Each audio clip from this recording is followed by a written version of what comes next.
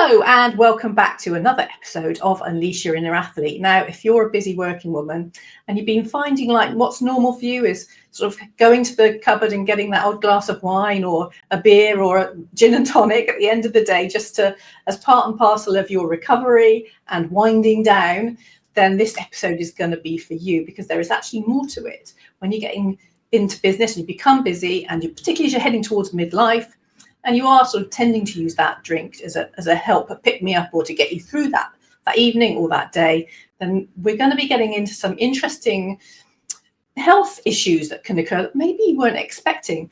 And as this podcast is called Unleash Your Inner Athlete, we know that inner athlete is in there somewhere, but maybe your alcohol consumption can be affecting you and affecting you even more in unusual ways when you reach menopause and midlife, and how you overcome that and sort of start taking back control of your boundaries and your life and your energy and performing at your very best. But to help you go through that today, I am so excited to have with me our fantastic speaker, learning and development executive coach and sobriety specialist, I like to call her, Gill McKay. Welcome to the show, Gill.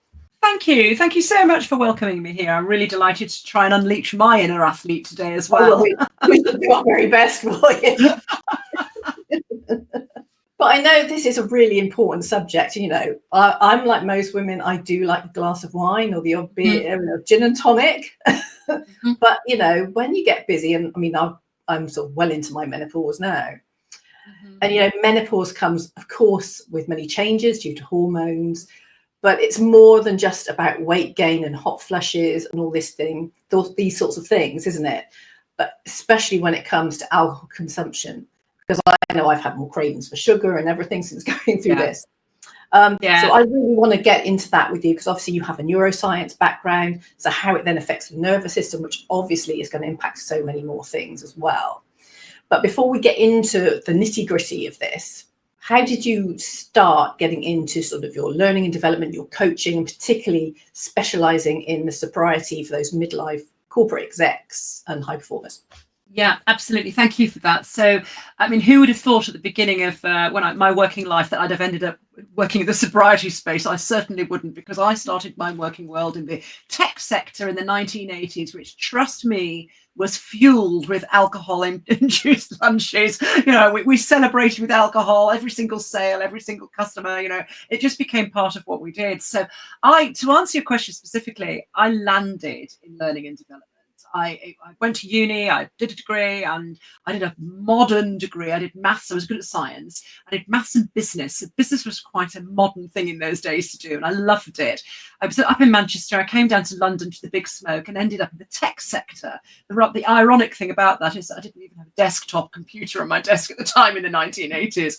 But I joined a marketing department, and I was in internal comms. And because we weren't living in the world of technology and communication that way then, I used to go around the country and around Europe giving company updates, and learned that I loved being on my feet facilitating group discussions. So that's what got me into learning and development. And it's been a really fabulous career. I've loved working with groups of people and in all sorts of different contexts, predominantly in the leadership context when I was in the corporate space, which of course spans many different types of subjects. But working with leaders, I ran a corporate leadership school for a corporate university for some time. And that's when I actually got into neuroscience, because that was at the end of the 90s, the beginning of the noughties, when all of the sort of topics around neuroscience were, let's say the neuroscientists were starting to talk to the psychologists. So neuroscience wasn't just applied in the clinical sense. We were beginning to, or in the sort of neurodegenerative condition sense, we were beginning to be able to apply neuroscience to healthy human brains and understand its impact on human behavior. So what better way to start to look at a wonderful, topical, trendy subject of neuroscience than in the leadership community? So that's how I started to get really interested in that, and really talking to my students around becoming friendly with your brain health, you know, the sort of whole human behavior, what was happening at a physiological level when we felt certain emotions, and how that affected our leadership. So that was how I got into that area. And then when I came out of corporate life, like I guess a lot of women follow this pattern when I started to have children, and I was traveling. I had quite a big job at the time, and it was kind of sandwich generation time for me, elderly parents or parents who were beginning to get a little bit more rickety and needing a bit more care. I had my third child, and I just decided it was time to exit the corporate arena and start working with myself. I didn't want to stop working at all, but start working for myself. And that's when I formally became an executive coach. So I'd had some training within the corporate context, which was great, working one-on-one, but predominantly in the corporates I'd worked with groups. And so when I came out of that world, I did some qualifications in executive coaching, started doing one-on-one work, did some more qualifications around neuroscience, did some NLP stuff. I mean, in the beginning of the noughties, NLP was a really big thing, and I wanted to really get myself qualified as a one-man band, working for myself. And then the sobriety thing evolved from there, because I actually was starting to drink an awful lot. I'm sure we'll go into that when we start talking about drinking yourself. But 8 years ago, I quit drinking for lots and lots and lots of different reasons. And fairly soon after I'd quit the drinking, I thought maybe I can start to specialize my coaching to work with people who are also struggling with drinking. I mean, many people don't struggle, but people who are problem drinkers or secret drinkers, or are aware that they are using drinking to take the edge off something. It's some form of numbing or coping mechanism, because it is, there's physiological proof around, certainly in the first couple of drinks, that can help in that regard. People who might want to just change and create a change and move towards a future that might be different. So they recognize that the drinking might be getting in the way of their performance, their health. Funny that I put it in that order, isn't it? Performance and their health. So let's turn it around, getting in the way of their health and their performance. Well, exactly. So I've increasingly over the last 6 years or so, I've worked with people, both individually and also in groups as well. Okay. People who are wanting to reduce or take a break, but mainly who want to quit drinking and get on the other side of that. Well, that's interesting, because sometimes, you're talking earlier, you said about, people and how they perceive their sort of drinking, whether they're a secret drinker, but some people can be very functional alcoholics. So they can look absolutely normal while they're doing all this drinking. But now for you, your life has changed somewhat, hasn't it? You took a big step, and now obviously you've got a hugely successful career, but you, as your health and your fitness and everything, has changed drastically. So what are you doing now? How has that changed? What's from a life and health perspective? Yeah. So it's changed across the whole board, because of course my work has changed. My focus of my work has changed, because I work in that whole arena of helping people to get their lives back. And I think that to go deep and meaningful about it is the way that my life has changed predominantly is that I like myself again.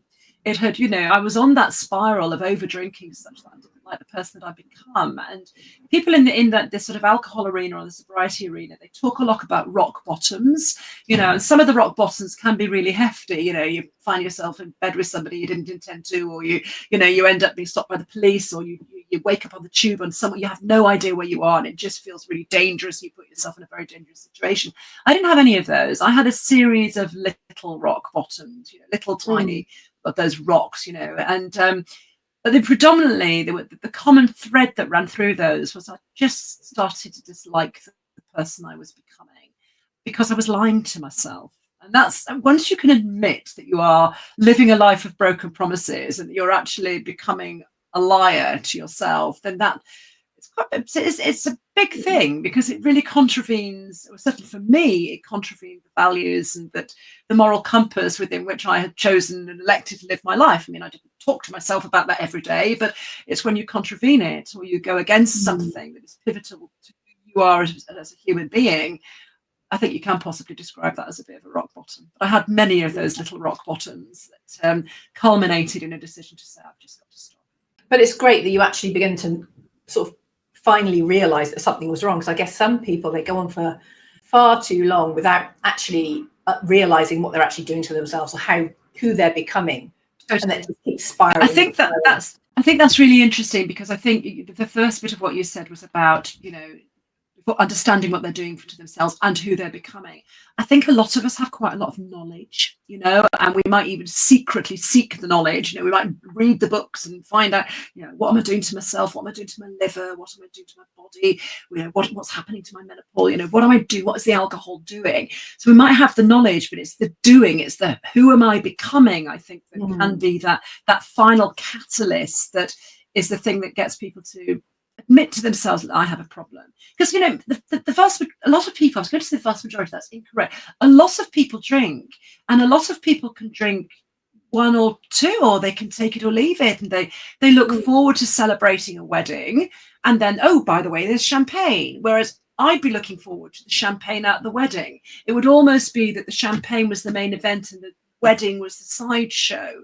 And that's a different mindset than somebody who's like, oh, what a wonderful wedding. Oh, there's a tray of champagne. Let's have a glass. It's a different perspective. And I was definitely, you used the word functioning beforehand. I was definitely functioning. I told myself I was fully functioning, but I wasn't. I was performing, depending on what metric you use, but I was absolutely exhausted, and not just physically exhausted. I was mentally exhausted, because it's I tried to moderate for years and years, and moderation for me was utterly exhausting. It really was. Yeah. Well, I think this is the thing, and I think a lot of women don't understand, like I said earlier about, it's not just about the weight gain and the hot flushes. Women are at such a higher risk of so many other health issues because of this. So yes, you've got to look at your career and how you're performing, your behaviors and habits and all this kind of thing. They change. But again, as you're going into sort of, I guess it impacts you more if you're at that high stress sort of environment. Then you add the alcohol on top of that. But as a woman, we're, as opposed to men, we are at higher risk of things like cirrhosis of the liver. Mental health, when it comes to anxiety and depression. I certainly noticed that during menopause, my anxiety levels are at an all-time high half the time. And it's affecting your sleep, which impacts that. You're also at higher risk from heart disease and all these kinds of osteoporosis for certain. So your body's already at high risk because of the hormone changes, but then you add the alcohol on top of that, and then that incorporates how you're performing at that level, and you just keep spiraling down. But have you noticed that, is this becoming an increased thing that happens to women when in that alcohol consumption, women consuming more alcohol, particularly at that level? Is that something you've noticed? I can't give any empirical data around that, but certainly from my client perspective, the women, and it might be to do with the women I market to and the women I attract as well, but certainly women who are I would say in that menopause, perhaps perimenopause, menopause, but postmenopause stage as well, they're the ones who are struggling with the drinking. And that is not a causal statement, please, at all. There's not empirical evidence there. But I feel that age group, if you like, tends to correlate with, that sort of promotion level in business, which then tends to also correlate with that, what I described before in terms of my life, that sandwich piece. Maybe you've got your teens going through their GCSEs and A-levels or whatever it might be. Maybe it's a bit of empty nesting going on there, but there's stuff going on with your kids, and there might be stuff going on with your parents. There's stuff going on with your career. There's stuff going on with being a woman and the whole traditional stereotype of being the carer, and however you manage your marriage, or if you're in a partnership, in a home situation. So there seems to almost be this perfect storm of stuff that just compounds, and without a shadow of doubt, the drink takes the edge off. Or certainly the first drink takes the edge off. We look for ways to cope, and I genuinely believe that we don't first of all go to resting as coping. There are other ways, because we're looking for ways to cope with all the stuff, to cope with the volume, rather than really taking a holistic view and being able to just keep going. Exactly. And function, back to the word that you used before, to be a fully functioning. And also, I think we probably have all these ridiculous sort of subconscious metrics that we apply to ourselves. I've got to do this, I've got to perform at this level. We might not be using that language, but we have these expectations of ourselves. Well, I guess perhaps in midlife and at that sort of age that tallies with menopause, it's a challenge. Yeah, and I think there is and whether we're putting it on ourselves as women, we have to be the super women almost. I personally, I don't have children, so I don't have that sort of added pressure. But if you have children, you've got a business or you're holding down a career, and you've got not only your commitments for your work, your commitments to your family and what comes with that. And you see these sort of, whether it's on social media like LinkedIn, these women who seem to be doing it all and having it all, even though we know social media is kind of not real in many ways. And you sort of if I'm not doing all of this, then there's something wrong with me. I'm not good enough. And then that feeds into your own beliefs and self-confidence. And it's sometimes I wonder, I don't know whether you would agree or not, but the alcohol almost blurs that. So you don't have to agree. Think about how I'm not worthy, how I'm not good enough, because we all have that imposter syndrome at some point. But it sort of helps you. Well, you could become a different person when you're drinking, don't you? Yeah, and I think it's really interesting, and we learn to become a different person when we're drinking, and that becomes hardwired, if you like. So, for instance, if we started drinking at uni or even earlier, if it took the edge off perhaps some social confidence situations, then we attach labels to ourselves like, oh, I'm a party girl, or when I have a couple of glasses of wine, I'm popular, or whatever it might be, and that stays with us as we move, as we mature, and we move through into different stages of our life, whether it's parenthood or not, whether it's promotions through different careers, whatever we're doing, that the language that we apply to ourselves, the attachment we have to what drinking gives us will stay with us in a particular way. That whole piece that you talked to there about the sort of spiral of self-worth is a really, really big thing. And I think it's a really big thing to be able to proactively use that language of yourself that, I don't feel I'm enough, and I'm now going to do something about it. Because when we don't feel we're enough, we don't feel we're deserving. And we don't feel that we're deserving of any proactive kindness and compassion to ourselves. And a lot of my clients, that's where they're at. My work is kind of two-pronged. I work with them around the quitting the drinking piece to really help them with the physiological and the mental piece. But the joyous work, and actually in some ways the hardest work, is who the hell am I alcohol-free?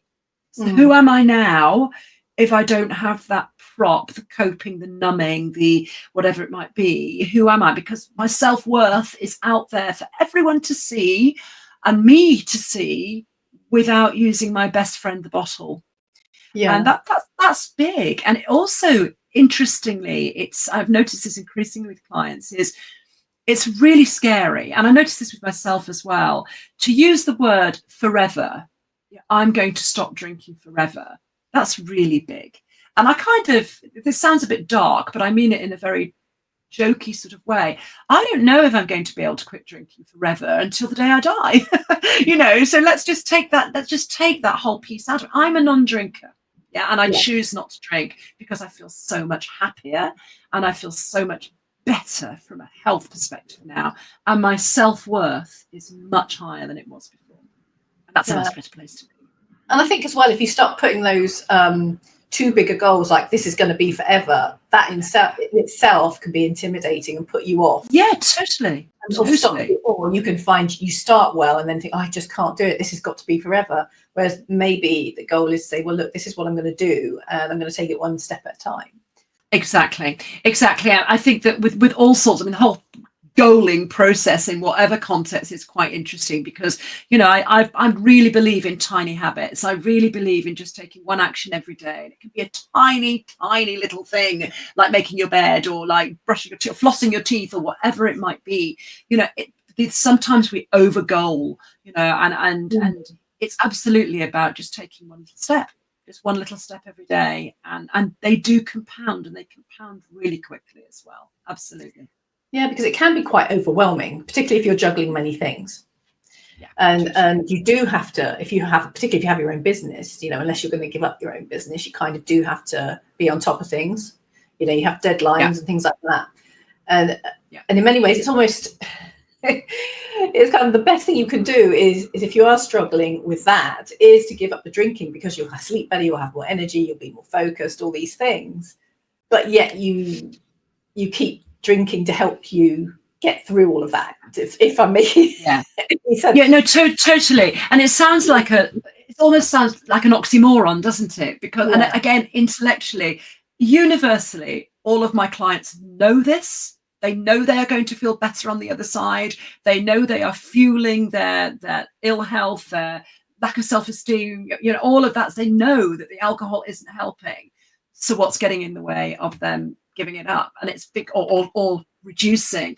And it's because it's become, they framed it as something that they need, that they deserve, and it's become their best friend. It's become something that's incredibly important to them. How will I cope without that? Because look, physiologically and from a brain perspective, the first glass, it really does take the edge off. It is a depressant. I mean, when we say the word depressant, I'm not saying it lunges us into a deep, dark depressant, but it depresses our wild, stimulated nervous system. So it will bring some form of relaxation on, so we can start to just feel a little bit less inhibited about stuff. We can just feel a bit more relaxed about life. It's true, it works, but then it doesn't work with the second glass. And as the brain is always looking to achieve homeostasis and a balance, and alcohol completely rocks that, so it will create stimulants in order to counteract the depression that the alcohol is bringing.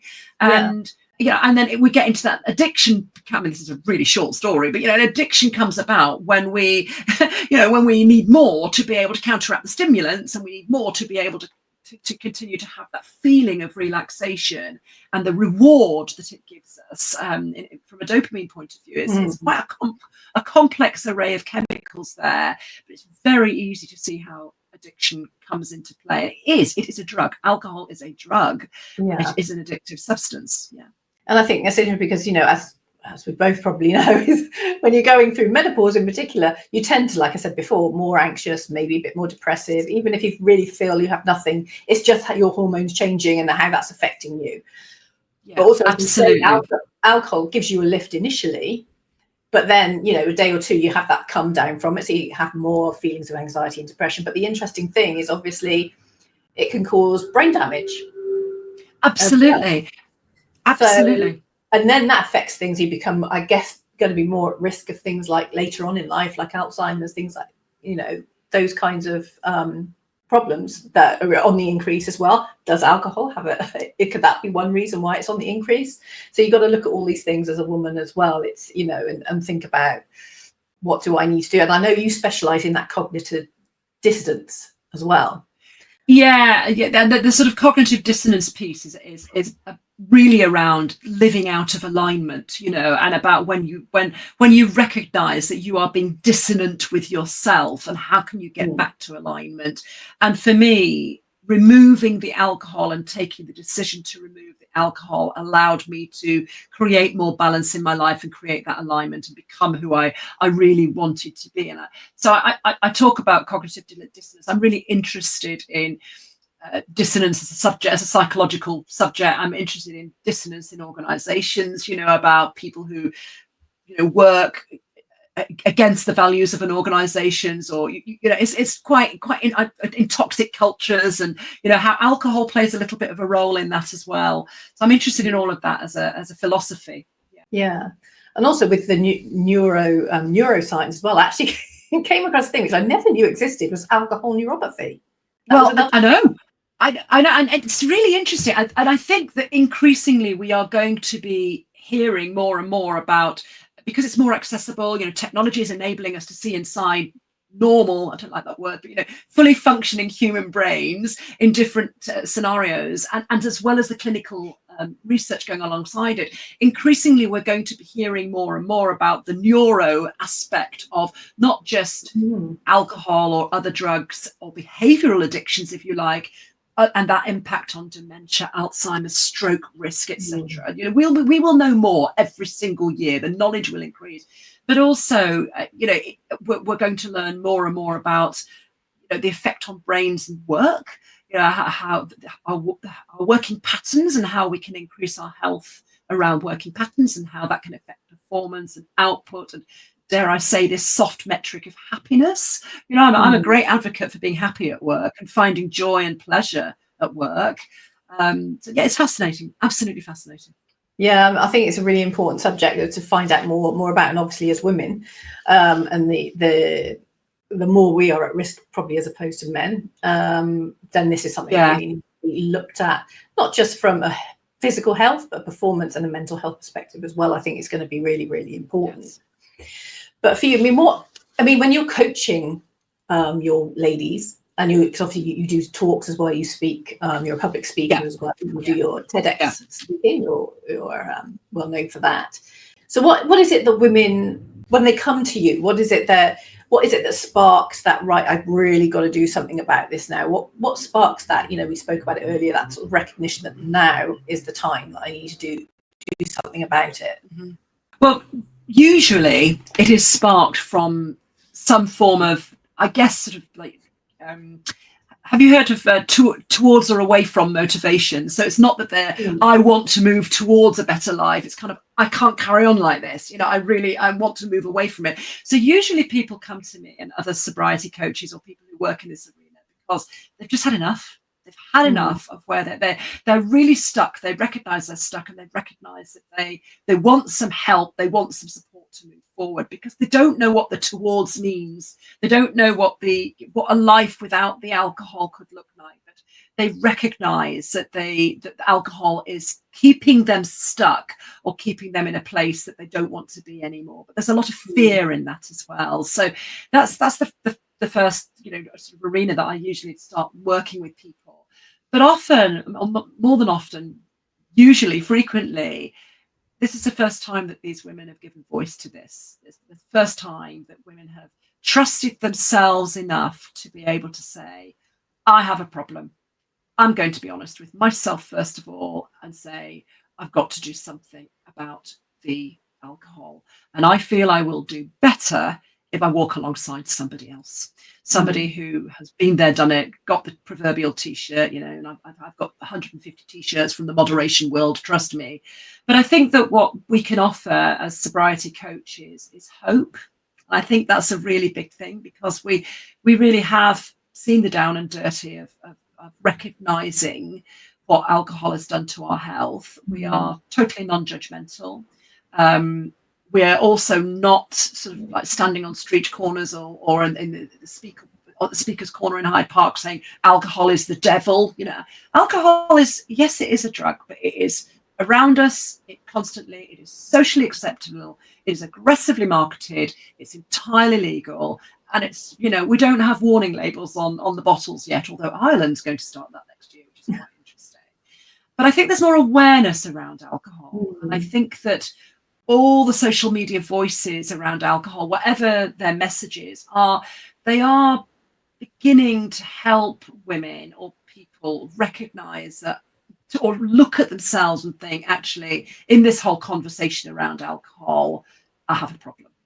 So finding somebody like me is about being able to put voice to the fact that I've got a problem. I find it difficult not to drink on a Monday.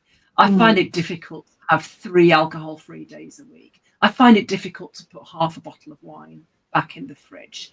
That's a problem. What can I do about it? I don't know if that answers your question because I've gone around in several circles there. But I guess it's hard, isn't it? I guess it must be hard to just get to that point where you can admit I've got a problem, because that's tough. Because none of us like to think we've got problems. We all like to think we're fantastic and everything's rosy. Exactly. But I think this is part of what I was talking about in my TED talk, and one of the things I want to do as I continue with my public speaking is I want to shine light on kind of taboo topics, or maybe not taboo, but topics that don't often get airtime. Things like shame. So there's an awful lot of shame with alcohol, with any substance abuse, or with any form of behavior that somebody feels intuitively that is wrong. Shame doesn't get discussed. Lying to yourself, breaking promises to yourself doesn't get discussed. And Mm. one of the things that happened after my TED talk, and I promise you there's no ego here, but this is why I do the public speaking, is at the end of the TED talk, because I talked about shame and how I actually felt more ashamed. I was shocked at how I felt more ashamed when I became sober, because people were looking at me saying, "Well, why the hell aren't you drinking, Gill? Well, you know, what's going on with you? You didn't have a problem." And it kind of really shone a light on my past drinking.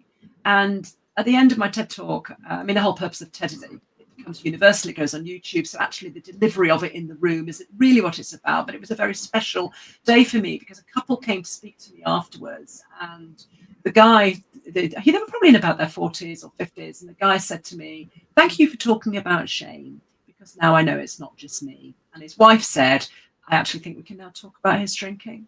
So he was so ashamed that he felt that he couldn't actually have an open conversation with his wife about something that was really troubling him.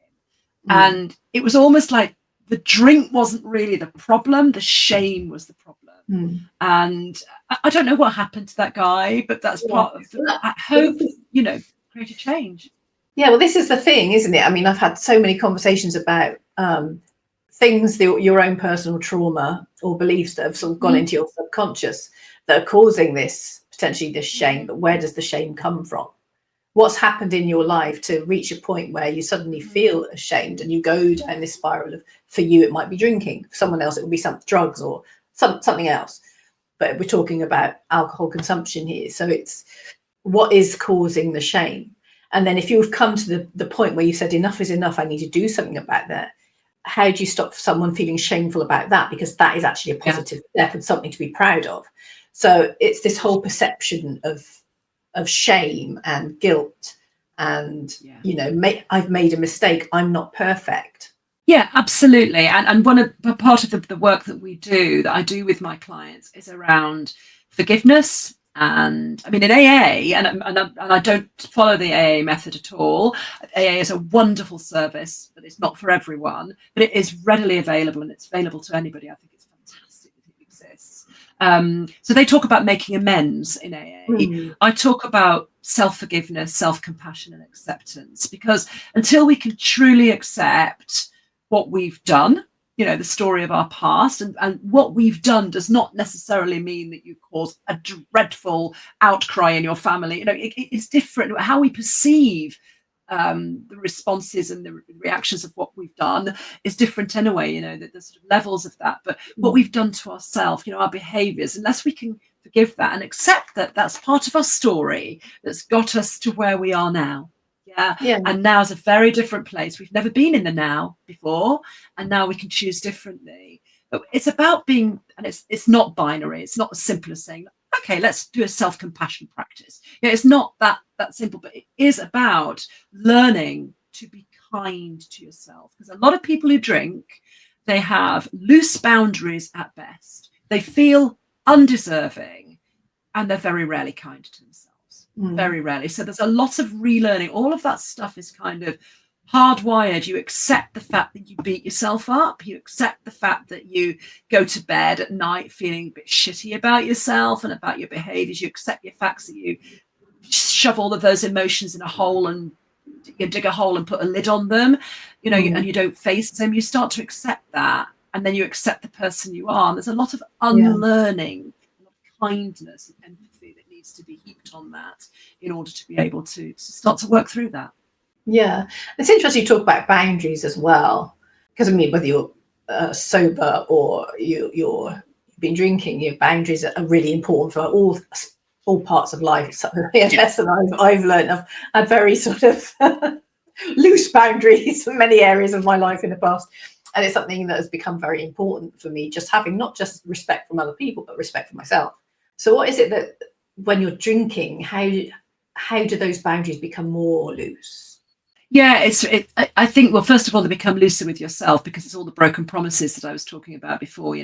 So many people who drink will say, I'm not going to drink tonight. They'll wake up in the morning and they'll feel absolutely dreadful about themselves, and they're making the school lunches and they're thinking, I'm not going to drink tonight, and then they break it by 5 o'clock. All of that's forgotten. So then it becomes a self-fulfilling prophecy of hating themselves for doing that.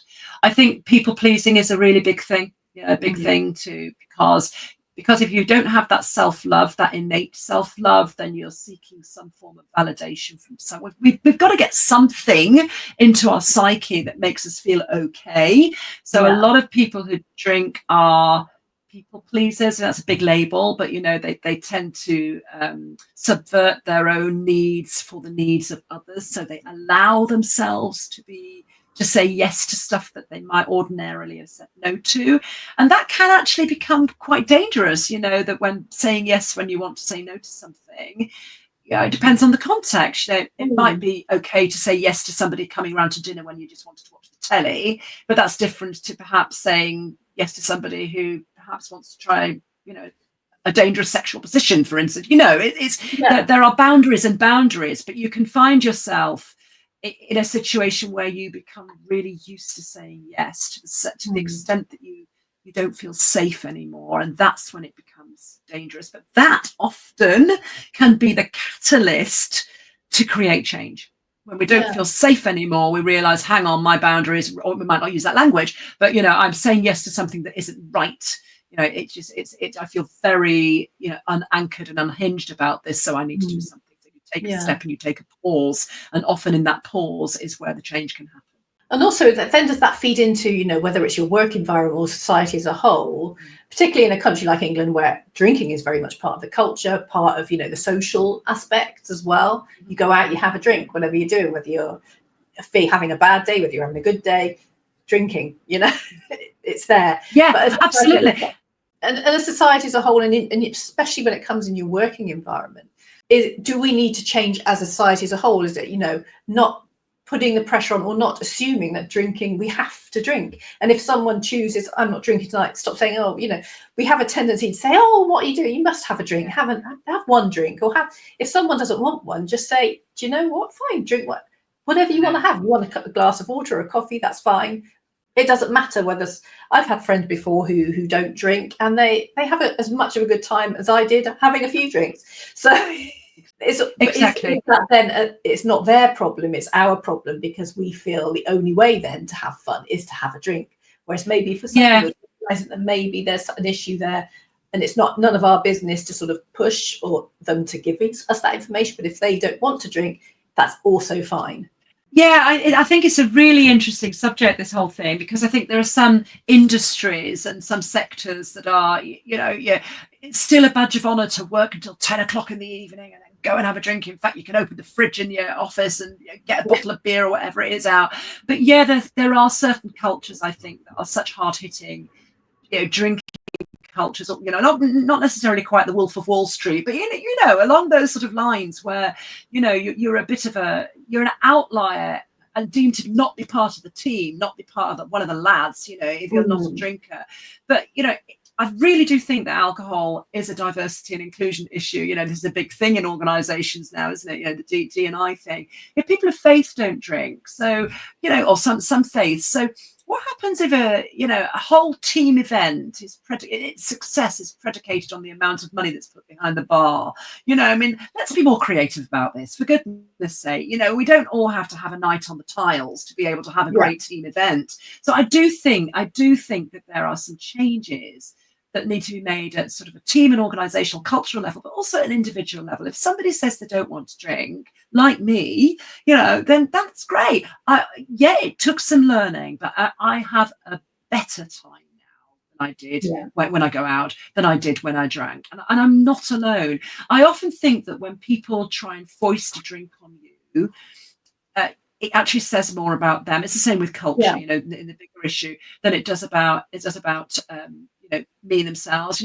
Some people are genuinely curious, and also wanting to know how you did it. But I think that let's please say goodbye to the Wolf of Wall Street days. It's just not relevant. We've changed the whole working structure through the pandemic and hybrid working. That let's just really, really look at this, and to not be part of the team because you've chosen a decision for your health. It just doesn't make sense to me. But unfortunately, that attitude still prevails in some sectors. It's not too generic about it. And it's also given each individual that inner courage and strength to say, do you know what? I don't want to drink. I'm happy about it. I'm a confident, great person, and I'm not going to allow people to make me feel pressurized. because no one should be pressurized to do anything if it's not comfortable for them. And I think this is something for me. It's just letting people be. Absolutely, letting people be and know that they are safe. They fit in whatever way they fit in, and they fit in not because of what they've got in their glass, but they fit in because they've chosen to be with this group of people and they've got a connection with them. You know, it comes down to basic human needs. You know, I think it's very, very interesting. I have conversations with organizations. Some of my talks are around, are we addicted to being addicted? You know, do we as cultures, do we encourage addictive behavior? You know, are we encouraging addiction to work, you know, and to the style of working and the work patterns? And alcohol plays into that as well. It's a very interesting topic, this. And as you say, I think, you know, in our society, back to what I was saying before about alignment and what you were saying about dissonance, you know, why can't we just learn who we really are, you know, and fit in with who we are for us rather than what is expected of us? And do you think as women, we tend to be more prone to wanting to fit in, particularly in that corporate world? That's interesting. I think so. Well, it's very interesting. So I joined the tech sector. So that's been my experience, very male dominated, you know, started in the 80s through the 90s and the noughties in the tech sector. And I think it still is pretty male dominated as well. And, you know, I noticed that I mean, it's a big question, you know, that there weren't very many female role models around. You know, that I joined initially in marketing, and I went to some sales reviews, and there was a lady who I really admired, who was the head of the European channel operations of the company I worked for at the time, and her behaviour completely changed in this account review. You know, she'd bang the desk and she'd F and blind and she'd demand the numbers, and you know, I was like, what the hell's happened to you? You know, and it really interesting. So I think that there is potentially a pressure. I'm absolutely an advocate in all of my life for women supporting women. I'm not sure it happens universally in organisations. I'm not sure it does. You know, I have also been that sole female as an HR director on the board of an organisation, and you know, it's expected to be the one who does the XYZ, you know, not quite the minutes or the coffee, but you know, it's really interesting, the roles, the expectations of being a woman in those environments. I hope it's changing. I think it is. But I hope it's moved on a lot further since the 80s and the early 90s. Well, so do I. I've got two daughters in their 20s. You know, I really hope it has. But it is interesting. A friend of mine, her daughter, she worked for a major consultancy, and her daughter won an award, something like Graduate of the Year or whatever, and she had some real backlash from some more senior women in the business, and I was like, this is just so disappointing. So disappointing. You know, there's envy and jealousy and competitive nature, etc. But I don't think that's necessarily just women. I think that might just be, you know, it might be the culture of the organization. So again, that comes from, you know, you're looking at, maybe if you're not wanting to work for yourself, but you're looking to change your career or change the company you work for, maybe that's something you need to look at when you choose a company, is what is their culture? Is it going to be a heavy drinking, heavy socializing culture? Maybe that's not a company I want to be involved with. What are they like on a competitive level? Is it going to be high stress, which could take me back into needing that drink? So maybe that's on us as women, or anyone, in fact. If you feel that you have this issue and you want to go and get a better job or change your job, maybe researching the history, the culture of the companies that you want to work for. And also the work you want to do. You know, what kind of work are you wanting to do? Precisely. You know, what are the work patterns? How can I show up every day? What is the attitude of the organisation to health and well-being? And I'm not necessarily talking about the tick the box once a year well-being week. You know, although that's good, that's progress. You know, in certain areas certainly is. But what really is the attitude? You know, do they have a menopause policy? What does that mean?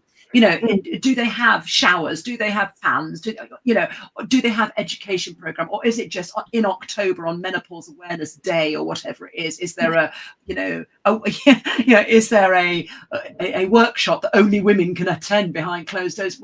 What does that mean? I mean, I was talking to an organisation recently about, it was really interesting, back to the alcohol space, about their both what they do in terms of people who openly say to them, I'm struggling alcohol. So what is their drug and alcohol policy? Because mostly organizations will have some form of drug and alcohol in the contract of employment. So it's for dismissal reasons, or, with conduct reasons rather than assistance reasons. Do they have a way that they can really help and support people? And also, what is their attitude to somebody who declares, I am in recovery? Because my view is that people who are in recovery, oh my goodness, they're your best employees. Because they've done that personal work. They really, they know they want to be there because they've done that work to really think about, how do I want to show up in the world? How does that reflect in my work? How does that reflect in me?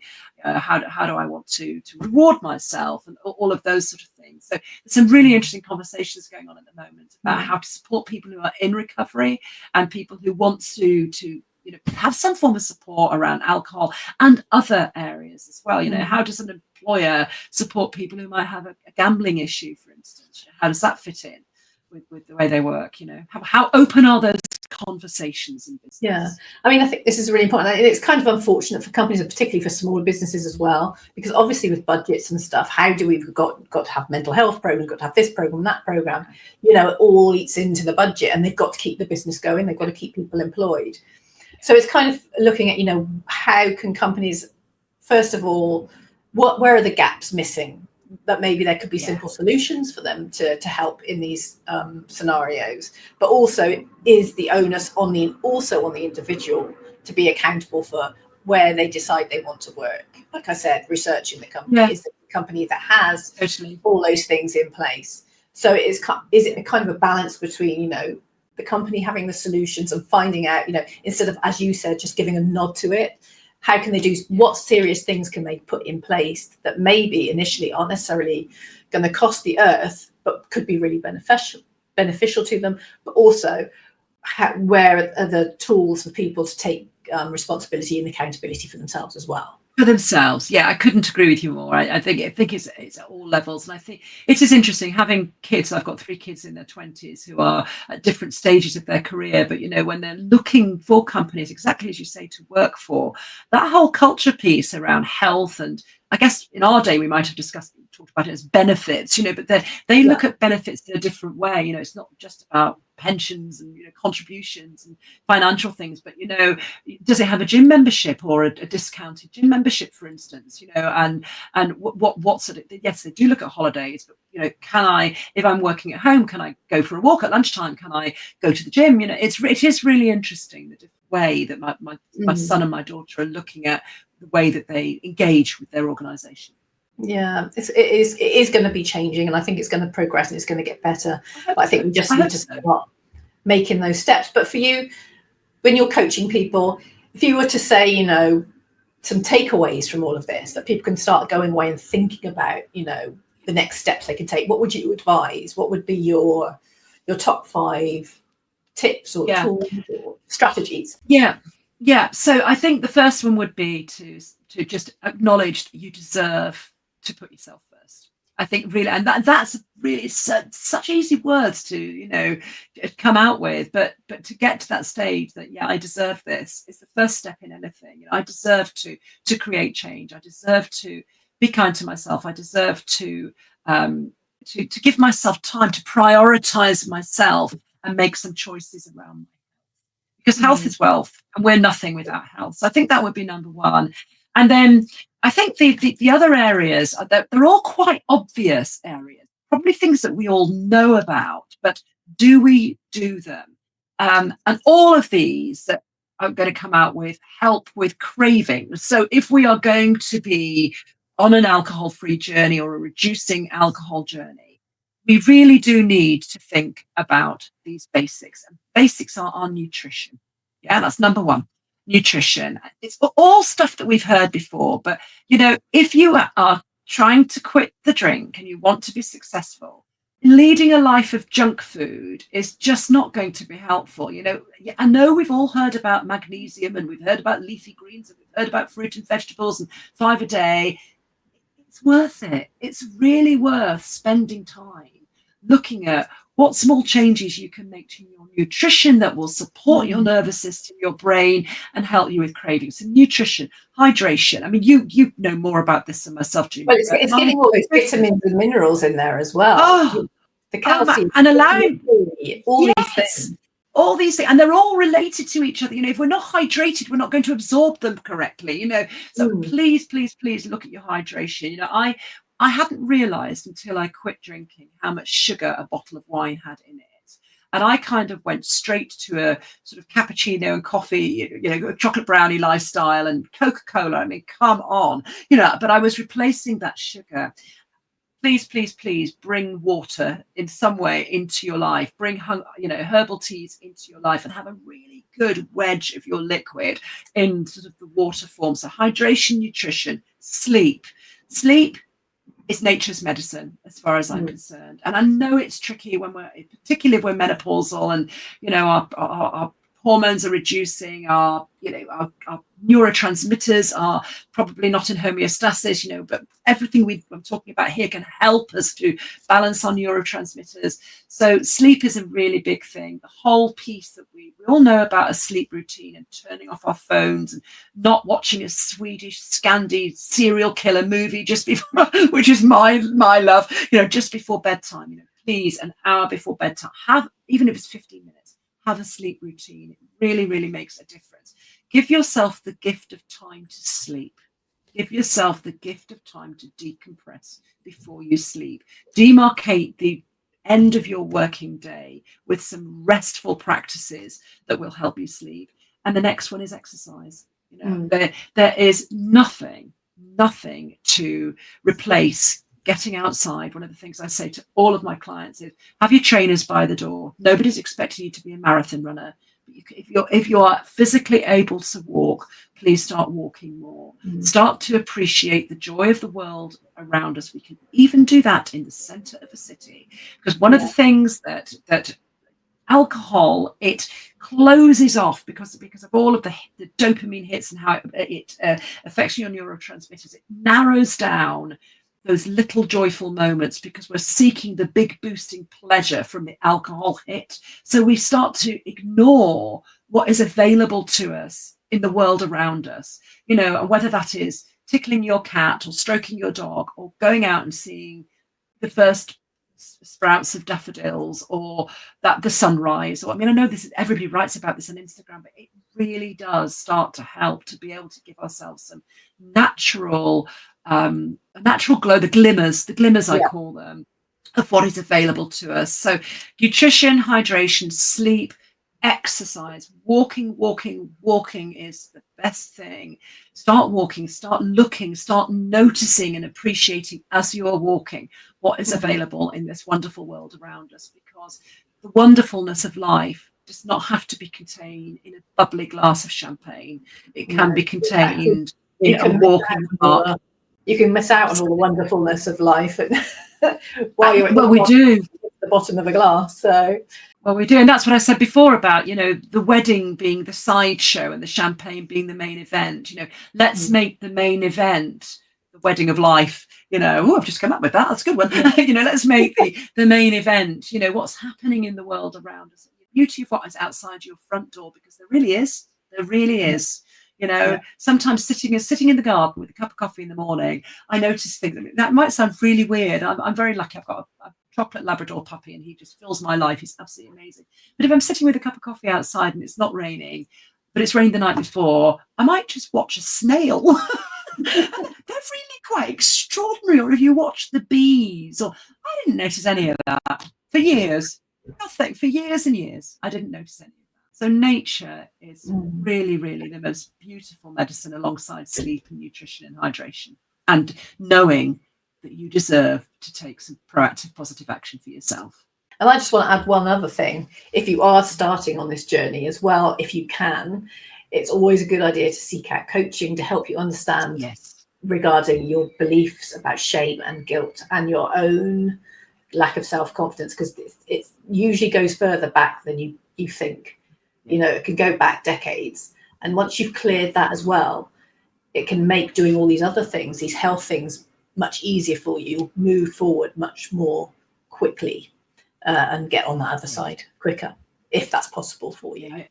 I completely agree. I think if you can walk alongside someone and be able to put voice to what's going on in your mind, I think that's enormously helpful. enormously, whether that's coaching or mentoring or having a buddy who's on the same journey as you. I think and the whole trauma piece, I think just one thing about trauma is, one thing I learned, because yes, some of this will have come through stuff that's happened in the past, is that we don't have to be do-it-yourself therapists, and I really think that that's a dangerous place to go down. But don't necessarily blame yourself for stuff that's happened in the past. It could have been something that you heard.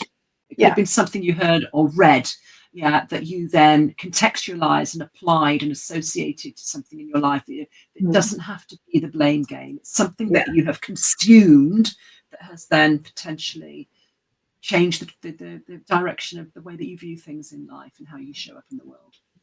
So Gill, we touched on hormones there, but what I'd really like to talk about specifically is alcohol and menopause. I know you've got a lot to say about that, a lot of information relating to estrogen, progesterone, etc. So take us a little bit through your knowledge of that with your background in neuroscience. Yeah, it's really interesting. I mean, when you read about or hear about hormones and neurotransmitters, sometimes they're used synonymously. They are the effect on the brain and effect on the nervous system, and it's really interesting. Us poor ladies, what we go through with menopause and our hormones and how they operate with our neurotransmitters, it gives us even a harder time when it comes to alcohol than men. We just can't process it in the same way than men. So I'll try and simplify some of the stuff by talking about some of the neurotransmitters and how they relate to hormones, specifically perimenopause onwards. So we have, I think, more than in excess of 100 neurotransmitters, which are all chemical messengers, and they're signals that talk to neurons and brain cells. They send messages around the body about how to operate the body and etc. And how it's all about your physical and your mental wellness. What the brain and nervous system always seeks to do is it always seeks to be balanced and always seeks to operate in homeostasis. That might take you back to O-level biology that way. Now, alcohol and menopause, both as completely separate entities, disrupts the balance of natural neurotransmitter production, and also the whole hormone piece landscape changes. Even just one glass of alcohol can completely disrupt your neurotransmitters and that sense of homeostasis.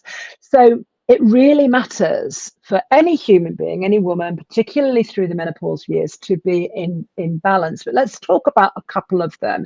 The first one is GABA. Have you heard of GABA? GABA is all. No. Yeah, well, it's interesting. I'm going to talk about GABA, serotonin, and dopamine.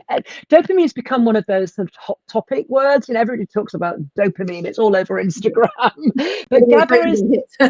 Yeah, exactly. Dopamine hit is common parlance. That's probably even in the dictionary, dopamine hits. But GABA works hand in hand with progesterone. And so what GABA, the neurotransmitter GABA is, it's a naturally producing neurotransmitter that helps us to feel calm. So it helps us with anxiety, helps us to be less anxious and to stop being overwhelmed, to stop overthinking. It's what we call an inhibitory neurotransmitter because it inhibits all of that overthinking, that overwhelm, all of that sort of stuff. So it inhibits and calms down our brain activity naturally. And it works in conjunction, sort of almost it correlates, I think that would be a word, with progesterone.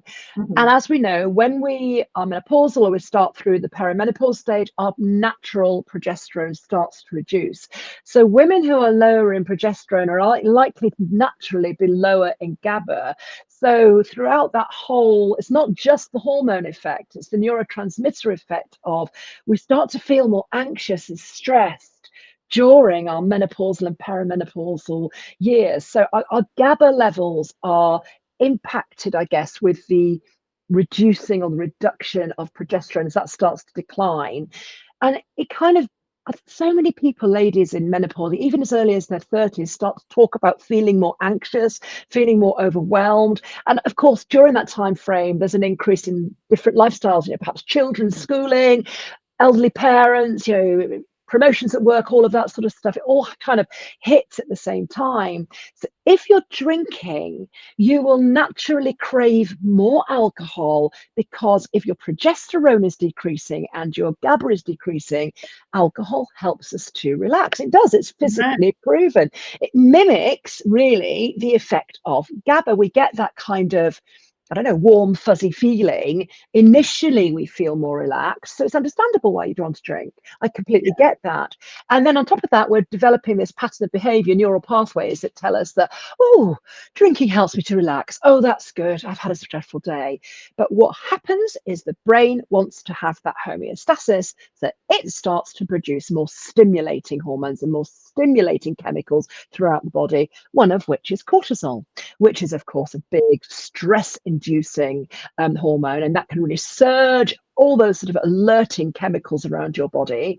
And so we're releasing more stimulants, and as we're releasing more stimulants, we're getting more stress. We want more alcohol or something else to begin to calm us down. And we can actually help natural production of GABA, but I'll perhaps come to that a wee bit later on if that's relevant. But that's a big one, GABA. A really big one, because that goes hand in hand with reduction of the progesterone. On top of that, we have serotonin, which is all about, I guess the soft word is happiness. It's a sense, it gives us a sense of well-being, but that's also related to memory and learning. And again, as we go through menopausal years, perimenopausal, etc., it starts to reduce. And also, when we have a drink, initially it gives us that happiness, that warm fuzzy feeling. Then it's a real plummet within that. And 90% of serotonin is actually based in our gut. And of course, we know when we drink, our gut is really affected by the alcohol, the ethanol, the acidity of the alcohol that comes in there as well. Also, alcohol is full of sugar, so we're really not doing ourselves any good at all by drinking alcohol and relating it to that neurotransmitter. But the other one, just to complete the picture, is dopamine, the one that is the word I've spoken about before as being in common parlance these days. Dopamine is related to the reward center. So what we feel, reward centers in the brain. When we feel rewarded and happiness, we get a hit. And we do live more and more these days, increasingly, in an instant gratification society, don't we? We want to have those big hits. Alcohol's a heavy hitter. It gives us an instant feeling of relaxation. It's a heavy punch. And what happens, and this happens so frequently with menopausal women as they're so stressed, they've got all this cortisol flooding through their brain, their GABA's decreasing, etc., etc.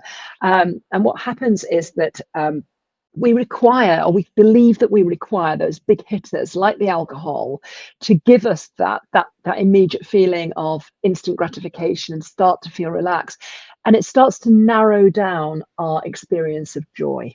So we're missing the little things, what I call the glimmers, the little things that used to give us joy, like, I don't know, sort of seeing your dog's tail wag, your grandchild or your child or a friend's child smile on their face, or smelling the rain on freshly cut grass. And all those little things are glimmers that also, they're not the heavy hitters, but they also tree into your reward center, your dopamine centers in the brain, but we don't feel them rewarding anymore. And so if a menopausal woman, a woman of that age, is drinking and having all of this happening alongside her hormones and her naturally depleting hormones, then we're really not giving ourselves much of a chance of joy. And that's a real problem. We start to feel even more overwhelmed. We need more of the big hitters to start to feel joyful and feel happy about life. And it's because we're just not achieving balance in our brain, and it's not helping alongside all of the natural stuff that's going alongside the menopausal symptoms. Yeah, I can understand that. And as well, I mean, from if you talk about sort of health as well, then obviously that's going to affect insulin levels. Hence, we're also already struggling with weight gain. Yeah, 100%. 100%. A lot of that is resistance as well. Absolutely. It's really interesting. Insulin resistance is, I think it's a precursor, isn't it, to pre-diabetes? And, we all know about diabetes being the disease of the future or the disease of now. It's a real challenge. And a lot of the alcohol certainly does not help that. It certainly doesn't. And part of that is to do with the cortisol production, which is the stress releasing hormone as well. But also, let's just talk in terms of menopause, which is where the question was around, about the liver. Something I learned when I quit drinking, I had no awareness of this before, is that from your perimenopause onwards, your liver starts to decrease at the rate of 1 to 3% per year. I mean, that's massive. So by the time you become a postmenopausal woman, your liver could physically be 40% less of the size, or have 40% less functionality than it had before. And this is different to men. So this is different to how, we metabolize alcohol in a different way to men, because our liver functions differently. So if you think of the other hormone, estrogen, we can actually experience, if we're drinking and we're going through menopause, something that is called estrogen dominance. So even though our levels are depleting and our hormones are all over the place, what the liver does is, it's a filter system, it's a detoxification system. It's trying to filter out all of the stuff that we breathe, we consume, we drink, we eat, we put on our skin, the chemicals in our beauty products, the cleaning equipment, all of that sort of stuff. But what it will always do is, it will filter out the external stuff first, because it views that as more of a threat. So it will always want to work on the alcohol before it starts to filter out some of your naturally occurring estrogen. So sometimes it can never get to your estrogen. And often we find that menopausal women have what is called high levels of circulating estrogen in their bodies. And taken in tandem with the fact that progesterone and GABA are reducing, that can actually increase your risk factor of some pretty hideous stuff. Some, hormone-related cancers, as you say, also the weight gain. It can have cardiovascular effects as well. So, alcohol is a baddie. It's a real baddie for menopausal and perimenopausal women. And what about when it comes to sleep, for instance? Because I know I have terrible trouble. I have one glass of something and my sleep is affected. Yeah. And actually, I'm really glad you said that, Julia, because literally one glass, half a glass can have an effect on our sleep. So sleep's quite an interesting thing. Alcohol particularly can wreck our sleep when all of the hormones are going on anyway. So if you experience hot flushes, it will only be exacerbated by the alcohol. So if you're having night sweats, alcohol is disrupting your sleep patterns, which I'll explain in a second anyway. So it will only make them worse. So night sweats are hideous anyway, but please take the alcohol out, because it's not helping. So you'll know that we have these cycles of sleep. So we have light sleep, REM, rapid eye movement sleep, and we have deep sleep. And we need all of those. And for the average human being to be healthy, and for us to feel wakeful, good when we wake up in the morning, we need around 5 to 6 of those sleep cycles, of all three of those, the light, the REM, and the deep sleep. So alcohol particularly affects the REM. It almost bypasses the rapid eye movement sleep. Now, that is when we dream. That's the dream state. It's also when we consolidate our thoughts and when we learn. So we wake up feeling really foggy if we haven't had those REM sleeps. But it also medically, if we're missing out on REM sleep, it leads to obesity, poor heart health, which is really interesting. But also now they're finding a link with the lack of REM sleep and dementia as we get older. The other thing is that the deep sleep, we might think, oh yeah, I'm out. I've had a couple of drinks, or one drink, I'm knackered, I'm absolutely out. You're not having deep sleep, where you're not having that restorative deep sleep. It's a sedative. It's like an anesthetic. Yeah. So the hangover, which is caused by that you might experience, caused by the dehydration and all of the other stuff as well. It's also the fact that you've been sedated. So particularly if you have more than one glass of wine, or glass of whatever it might be, your sleep will be really heavily affected. Lack of the cycles, the natural cycles, and you have been in a sedated state, and you're waking up, where it's really hard to keep on going back to sleep. I think that sleep is nature's medicine. When we can get our sleep sorted, then we can almost do anything. When we've had a good night's sleep, I think that phrase, have a sleep on it, is a really good one. And if you're wrecking that with alcohol, particularly if you're experiencing menopause or perimenopause, then you're just not going to be able to show up as your best the next day. Yeah. And of course, we suffer more with, as you spoke earlier, about having more anxiety and depression, lack of sleep. You're going to feel more depressed, more anxious. So what you do, you reach for the alcohol. Yeah, absolutely right. And so it's a spiral. Yeah, absolutely right. It's that gift that keeps on giving, she says in a very sarcastic tone. Look, now you have tools to help people. You've got your Sobriety Joy program, and you have a book called Stuck. Is that correct? Stuck. That's right. So you can go and find all this. But if people want to sort of find out more about Gill McKay, your Sobriety Joy, or anything else about you, maybe seek your help, whether it's a corporate or an individual, how are people able to get in touch with you? Where's the best place for them to find you? The best place will be LinkedIn. So it's the usual sort of www.linkedin/in, but it's Gill McKay, literally GILLMCKAY. And the reason being that I'm rebuilding my website at the moment, which has all of my stuff on it. But yeah, my program Sober Joy, it's a 12-week program.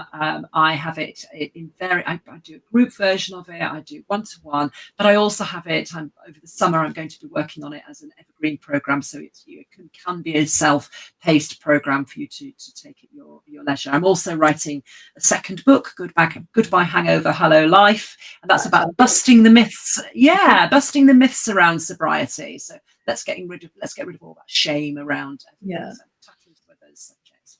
LinkedIn is the place to connect with me. And can people see your TEDx talks online? Yeah, so I've got it.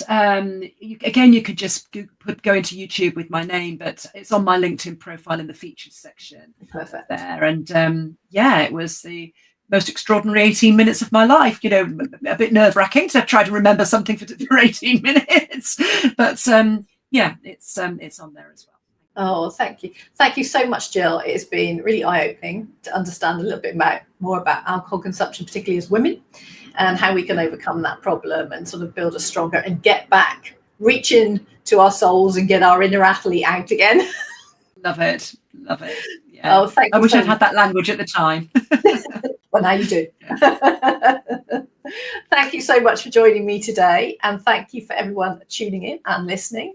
Please join us next time on Unleash Your Inner Athlete. But for now, thank you, Gill, and all the best until next time. Thank you.